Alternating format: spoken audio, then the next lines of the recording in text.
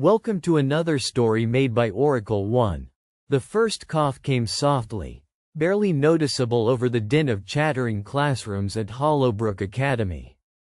A dry, rasping sound, as if the throat it escaped from tried to claw its way to silence. Yet no one paid it much mind, dismissing it as yet another seasonal tickle or a student struggling through the last days of winter's relentless grasp. It was subtle, harmless. Just a fleeting interruption in the usual clamor of morning lessons. By the next day, the cough had multiplied, skipping lightly from desk to desk like a malevolent whisper. One student coughed in the rear corner of chemistry class, another in the crowded library stacks, a third in the bustling cafeteria line.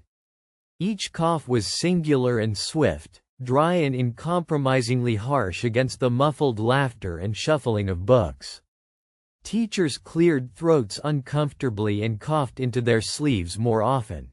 But no one was seriously ill, no fevers, no sneezing fits, not even the sniffles to accompany the dry hack.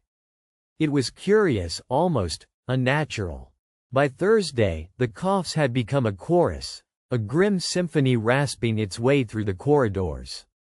The school nurse's office was overwhelmed with students complaining simply of a scratchy throat, hoarseness, a persistent tickle. Tests found no pathogens. The symptoms were too vague to diagnose. No known virus, no bacteria. Blank stares from doctors who found no relief. Only the hint creeping beneath their skin. This was not ordinary. Yet, the board refused to close the school. They said it was just a stubborn seasonal bug, nothing more. Yet alongside the spreading cough, another more dreadful pattern unfurled. The violence was subtle at first. A punch during recess. A shove in the hallway barely noticed amid the usual teenage chaos. But by Friday, the behavior had escalated sharply. A student was found with a broken nose, eyes wild with confusion. Another pushed down the stairs, narrowly avoiding tragedy. All victims, strangely, shared the same symptom. An unrelenting dry cough preceding their assaults by hours, sometimes days. The principal, Mrs. Kennard, held an emergency meeting in her cramped office. "It's spreading," she murmured, voice trembling. "I don't understand how one dry cough could lead to this sudden anger, this rage." Around her, the teachers nodded nervously, the air thick with an unspoken fear that clutched at their throats as tightly as the cough gripped the students. The violence grew more brutal each evening, as if some unseen force took advantage of the dark hours when the school was empty. Custodians whispered about sounds echoing through the halls after hours, footsteps, angry cries, the crack of fists against flesh.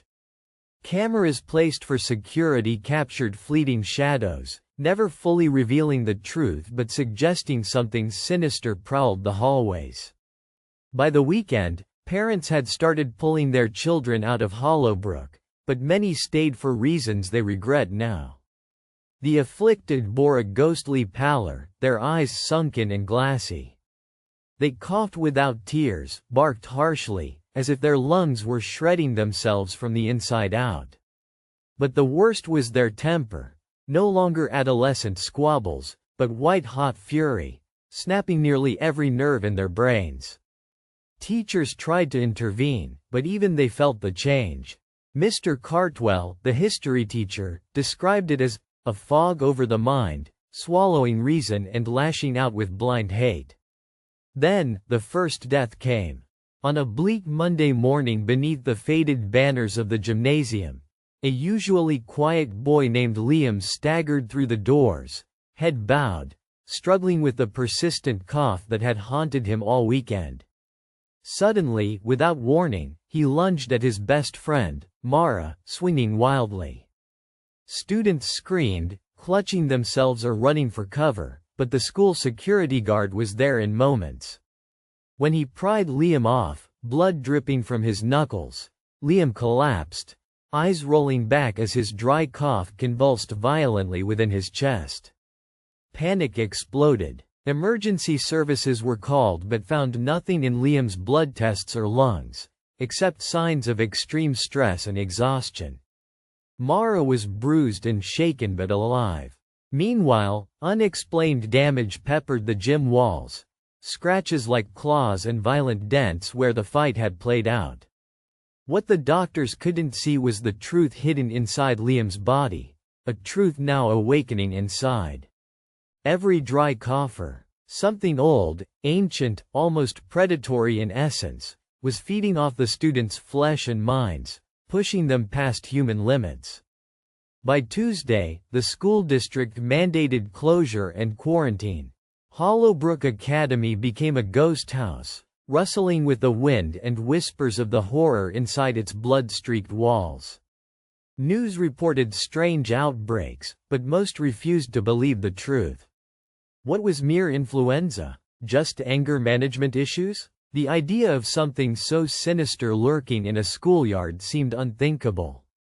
Yet, as the sun sank and moonlight spilled like sickly silver dust through cracked windows, the halls began to breathe again, holding their own twisted breath.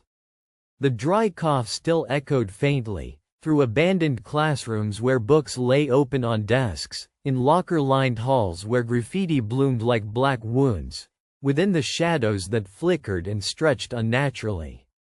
A group of desperate teachers and parents, led by the determined nurse Alvarez who had worked hardest to care for the students, returned to the school under the cover of night to find answers.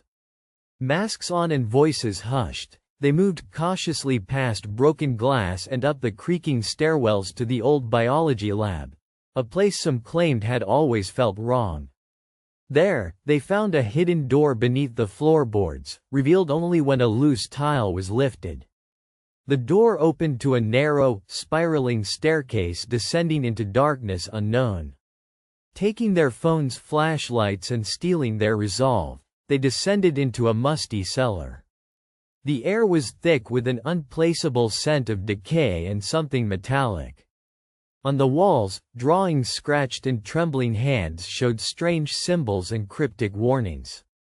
The floor was smeared faintly with what looked like dried blood and blackened cough drops, crushed and forgotten. At the center of the chamber was a large jar filled with a dark, viscous liquid that pulsed faintly, like a heartbeat in glass. Hovering above it was a shifting shadow, flickering disturbingly. Nurse Alvarez stepped forward, her hand trembling, and pressed a gloved finger to the glass. At that moment, a dry cough echoed in the chamber, harsh and chilling, as if the jar itself had inhaled and exhaled that desolate sound. Suddenly, the shadow burst forth, screaming into a mass of agony and malice, shattering the jar and sending the liquid spraying like ink across stone. The group stumbled back as a voice, dry and wheezing, whispered in every corner of the room. "You opened the gateway. The cursed breath has returned." The air darkened, the coughs erupted around them, countless voices joining in a desperate, savage exhalation.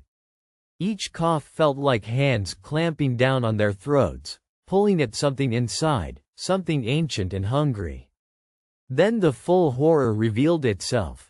From the broken jar emerged a creature not quite human, skin translucent and stretched thin like parchment. Its eyes were hollow wells of black, and its mouth opened grotesquely wide, coughing out vaporous tendrils that slithered into the bodies of the group. Each person convulsed suddenly, trying to claw the invisible invasion away.